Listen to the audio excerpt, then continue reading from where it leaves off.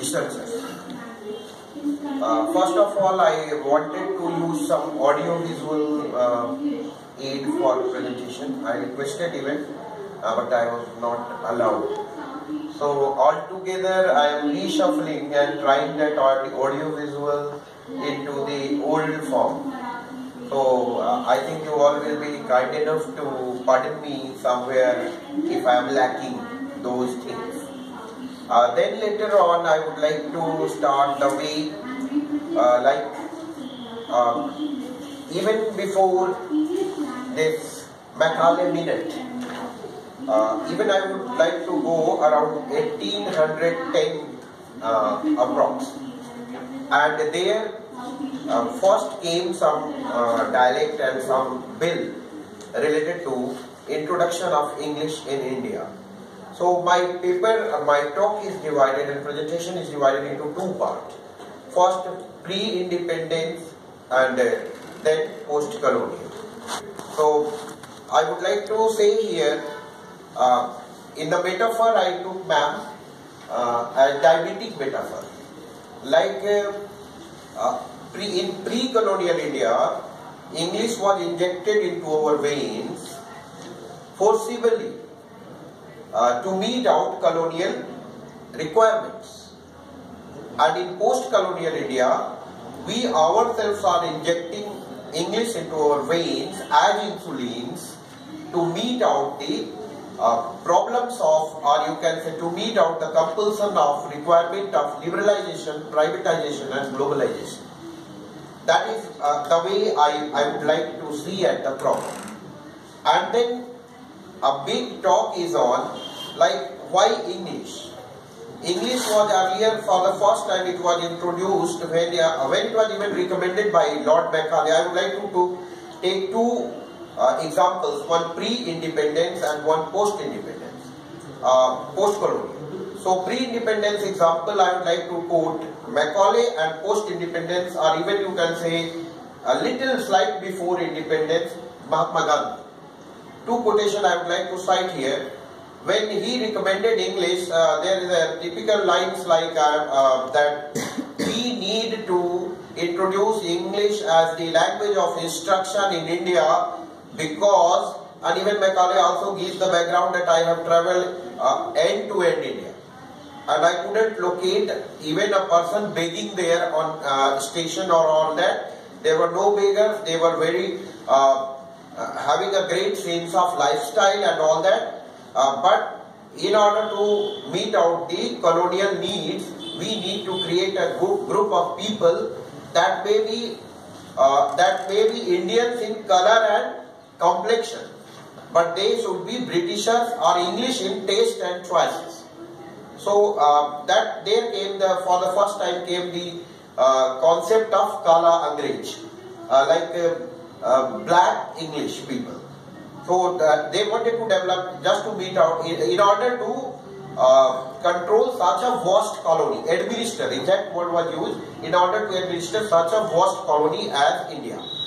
And if we talk about that, we need to also look that they were ruling us, and at the time no railway network, even whole India, whole Pakistan, Bangladesh, it was like a one colony, and they were ruling on horseback, end to end. So that way they wanted somewhere mediators to explain their way of lifestyle to us, and they wanted to use us as interpreters for them to this colony, and that way English was introduced. Then something if we are using as force, definitely there will be resistance to that. If something out of the space is coming all together and we are using it, definitely there will be resistance. And that resistance do come at the time. And what happened? People started opposing it, opposing English. And at that time, a great resistance, even Angrezi Hatao, and all so many things, people started talking and sloganizing. But what happened? That English was introduced. Even in our keynote address, it was yesterday covered that English was introduced in order to, you can say, capture in a way. It was a talk there. But I would like to see English introduction to Indian education system like 3-language system. It was discussed yesterday. But I would like to say English has 3-pattern system. Like English has a language teaching, English has literature teaching, English has a medium of instruction, English medium education.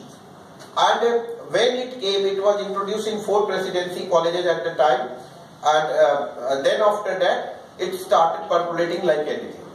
And even 1932 or 33, I am forgetting the date exactly, ma'am, pardon me, but Mahatma Gandhi wrote in Young India, in a magazine, that I have already started seeing that some of my friends feel shy because their wives are not able to communicate in English in high parties and high society.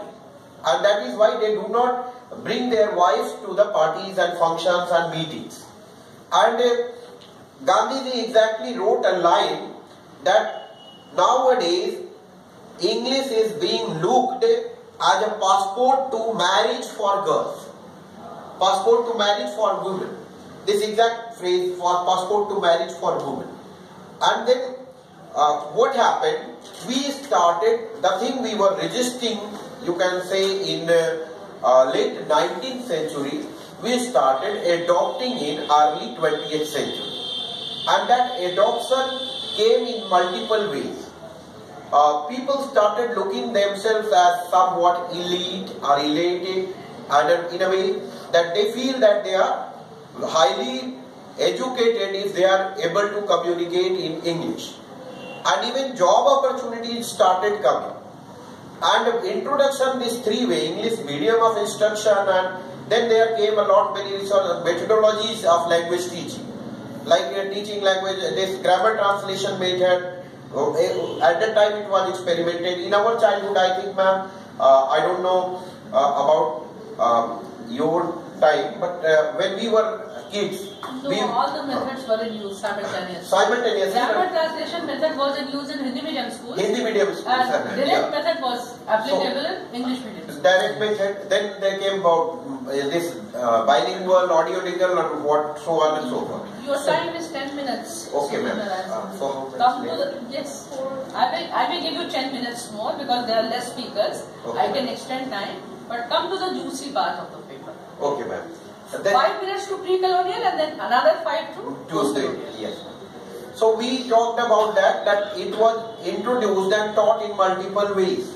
But somewhere I feel that grammar translation method didn't work so far as spoken part of English is concerned. Direct method even was at a leading age. And what happened that we can notice even in the world today, good speakers are somewhere ruling the world. Whosoever is good speaker in any language, they are at the edge of power. They are towards the center, and those who are a bit shy or less not able to explain themselves, they are at the margin.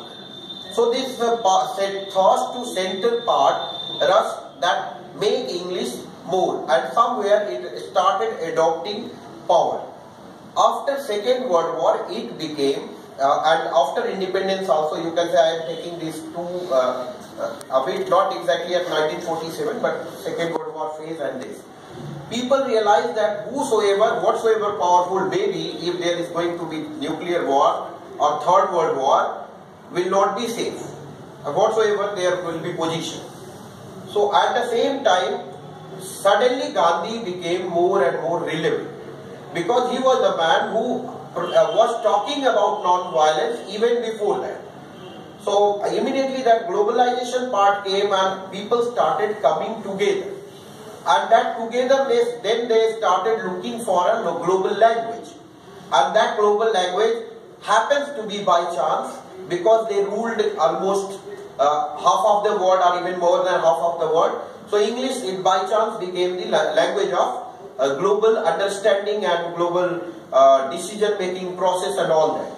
So later on, English started occupying when global village, people started coming together and they started collaborating together, English became the at a higher pedestal for communicating purpose and even for business purpose, for decision making purpose. And even in India it also started acquiring. And India, culturally speaking, India is not one nation. Rather it is a, culturally speaking, again I am correcting you, India is nations within a nation. The kind of diversity we are having, the kind of lifestyle we are having, the kind of practices we are having, it is nations within a nation. So what happened, that people started talking about decolonization of education after getting that we should liberate our mind because it is still in the global framework, in the colonial framework. So people started doing experiment with the text. Like I would like to take very light example, not so serious. Like if we are telling, removing Johnny, Johnny, yes Papa, and replacing it Ramu, Ramu, yes Papa. So by doing that, whether we are going to liberate or decolonize the mindset. So such experiments at the surface level, what is happening, how our mind is colonized or how our mind is captured by people. There used to be a dull taste in school admission in America earlier. Like suppose a black girl is going to take admission in a white school. So entrance exam was like that. They will show that girl two dogs, one black, one white. And then they will ask which doll is good. Naturally the girl will say white one is good. So then next question of the entrance exam, and the girl is black. Which doll are you? For entrance examination. First is which doll is good. Showing a girl, little girl, black girl to white, and then they start framing the concept of white is right. And that's how probably this fair and lovely, again I would like to talk in the terms of fair and handsome. Whatsoever is fair, that is handsome. Whatsoever is fair, that is lovely. In the advertisement terminology, it started making the racist mindset. Even in Indian film industry, there came a song, Chandi Jaisa Rang Hai Tera, Sone Jaise Baal. That song came. It is a typical racist explanation and painting of that mind. Like Chandi Jaisa Rang and Sone Jaise Baal, can we find it in India? This doesn't represent Indian beauty. So mind is colonized there. And then people started decolonizing, thinking how to decolonize. So yesterday suggestions were extended that we can decolonize mind by adopting, reteaching our scriptures, translations, Sanskrit and other things that is purely Indian. That is, or making it the part of syllabus. These things can be introduced and this thing can be experimented. But again, if the problem is our solution, we have to find. We have to search for it. And solution is not only that if we are teaching 300, 400 years takes to present day student, will they able to appreciate it? Will they able to adopt it the way they are adopting the language of technology, or they are adopting the language of WhatsApp, or they are adopting the language of this netlingo? These cybernetics will not be able to appreciate the way they are appreciating these texts. So need is to develop, and there is, I think, there is a huge vacuum of that sort of literature that can be truly Indian. Again, experiments are being on. You may suggest your findings now. Yeah, ma'am, these are the a bit, you can say, I would like to point out these problems. So then findings are like that. We need to promote that sort of writing and restructure the syllabus that earlier it was suggested in the last presentation. We need to restructure the syllabus, and at the same time somewhere like reverse globalization sort of thing, like local folk literature, folk culture, we need to produce it, and we need to, like how technology intruded in the folk literature. Even in Varanasi there has been a popular song, I think it was Thumri ma'am, that Pia Mehendi liya tha moti jheel se jaake cycle se. When cycle was introduced, So it was, song came that way. Then technology came growing and मेरे पिया गए Rangoon किया है वहाँ से telephone. Again technology is taking part. Then when vehicles came, back Bolero में. But I think that gradually we need to earlier मर्द तांगे वाला. So technology is somewhere interfering and intruding our life, and this will sort out the solution. This will coin the solution. But need is that we need to promote our local cultures, and even like see ma'am, district boards are there. Why don't we provide them liberty to introduce 20% at least syllabus locally? Making and then translating it, even go for translation and implement in their syllabus. What will happen? That young mind that is highly ready to be conditioned any way we can mold it, that will enjoy the local as well as global. So that what will happen? There will be a global sort of syllabus, and that will give the fair idea of the world instead of giving the projected idea.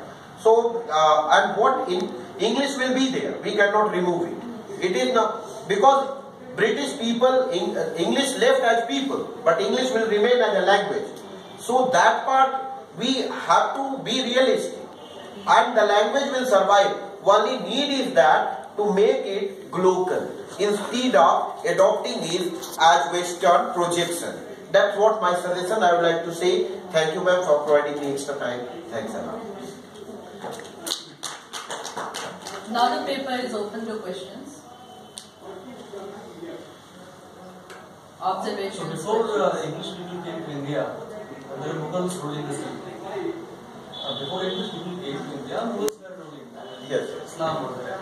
We find that almost all the terminology of legality and military fashions, it was in Urdu and Persian. So don't you think that Urdu came later? Fine. Urdu came later. Fine. So is it our center that is deciding which language are we reading? Education system is always, you can say, introduced, reformed by the, like, who is the policy framer, who is in power. And that power works. But still at the time, pre-British era, there were two education systems. One is Sanskrit-based system, existing, it was still existing. And another one was Urdu Persian-based system. So both and the Britishers wanted to uproot both of them. Not only Indian like Sanskrit Hindi system, they tried to uproot that too also. They wanted to project only what white is right. So can you please back up your statement with some reading? Where did you find that they wanted to uproot Arabic and Persian? That Macaulay minute, there is there.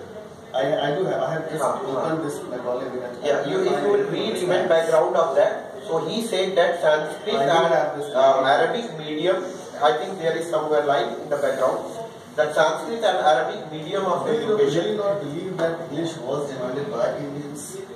At that time, recall the letter written by Raja it was, see, not only Raja Ramohan, even later on. Not because of it. I said it was demanded. It will be even. Whatsoever So what will you say about the statement of Asim Majumdar, who said that you told me that English was not introduced in India because of Britishers, but despite of them, in spite of them.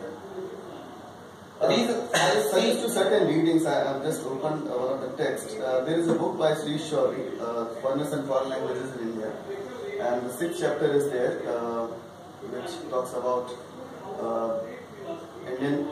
English in India by EIC. And the second section talks about India demands English.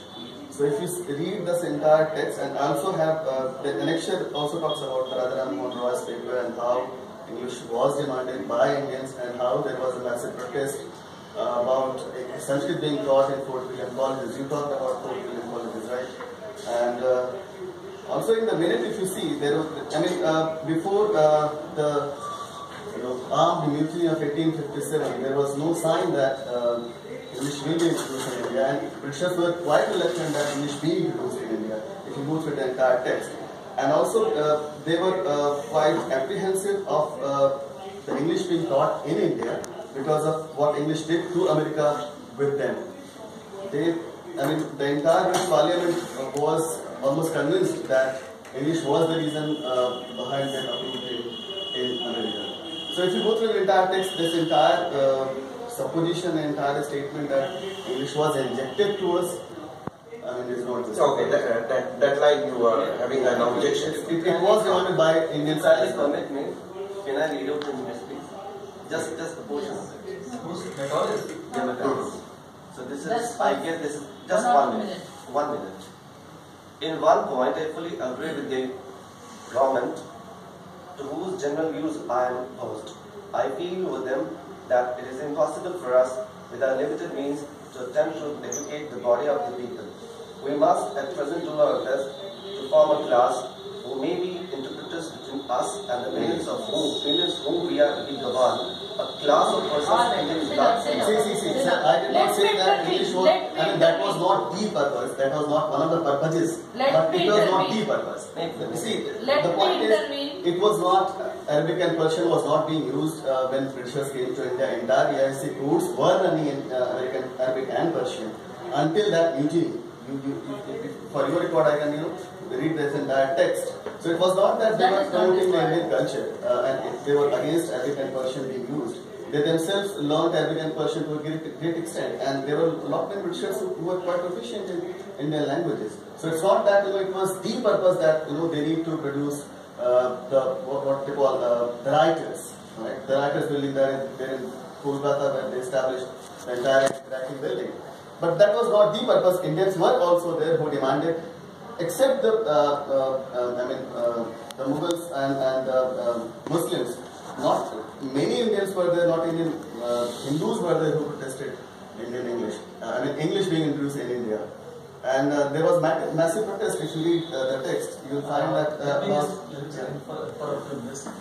I believe that any new introduction to any language does not come from the purpose of communication. It comes through the channel of literature. When some elite becomes so-called elites, they read literature, Wordsworth, Shelley, Keats, and through that it comes. So that could be one of the purposes that why elites of India wanted English to come, because they must have read literature. No, let me intervene. Please. Let me ask all of you a question. What is the status of the English language in current India or in the current global scene?